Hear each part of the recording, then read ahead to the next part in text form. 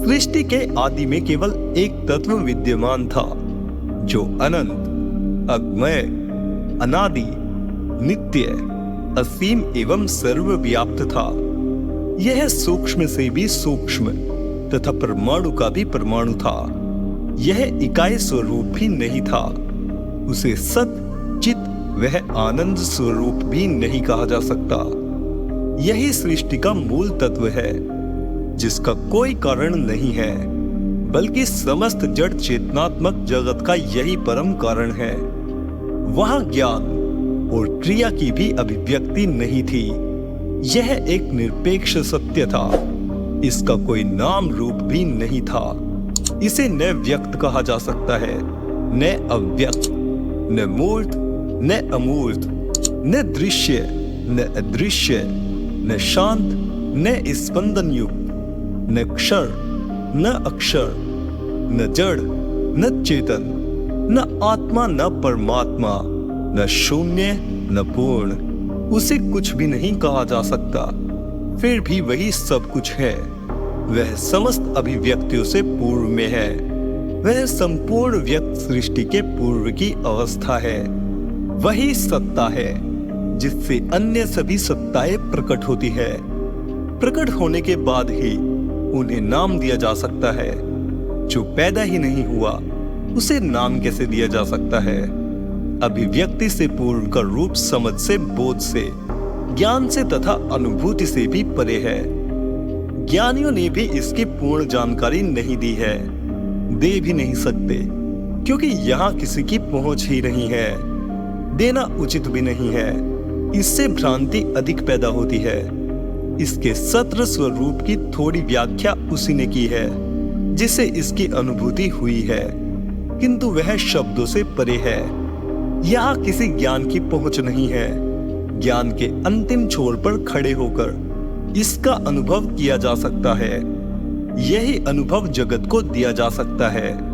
इस असीम में प्रवेश का कोई उपाय नहीं है तथा प्रवेश के बाद लौटने का कोई उपाय नहीं है।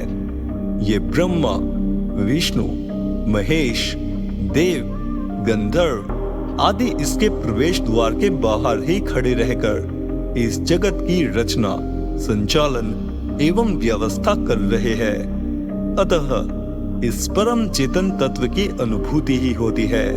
इसमें प्रवेश नहीं हो सकता। कल्पांत में ही सभी इसमें प्रविष्ट होते हैं। फिर सृष्टि रचना की नई प्रक्रिया नए सिरे से आरंभ होती है। ज्ञानियों ने इसे परब्रह्म कहा है। वही परब्रह्म सबको धारण करने वाला है। समस्त जड़ एवं चेतन प्रकृतियों से भिन्न भी है। इस प्रकार वह इन सब से श्रेष्ठ एवं विलक्षण है। यह सृष्टि की कारण अवस्था है, जिसे उसका निराकार स्वरूप कहते हैं। जब यह कार्य रूप में स्थित होता है तो इसकी विभिन्न शक्तियां भिन्न भिन्न नाम रूपों में प्रकट होती है। यही इसका साकार रूप है, जो इसकी कार्यावस्था है। इस प्रकार निर्गुण ब्रह्म पर ब्रह्म कारण ब्रह्म है तथा सगुण ब्रह्म अपर ब्रह्म कार्य ब्रह्म है। ये ब्रह्म के भिन्न भिन्न दो स्वरूप नहीं है, बल्कि वही एक इन दोनों लक्षणों से युक्त है। जिस प्रकार विद्युत अप्रकट रूप है एवं अग्नि उसका प्रकट रूप है, ऐसा ही ब्रह्म का निराकार एवं साकार रूप है। दोनों भिन्न नहीं है। यह सृष्टि उसी एक की अभिव्यक्ति है। प्रत्येक कल्प में सृष्टि की नई रचना होती है तथा कल्पांत में यह उस ब्रह्म में विलीन हो जाती है।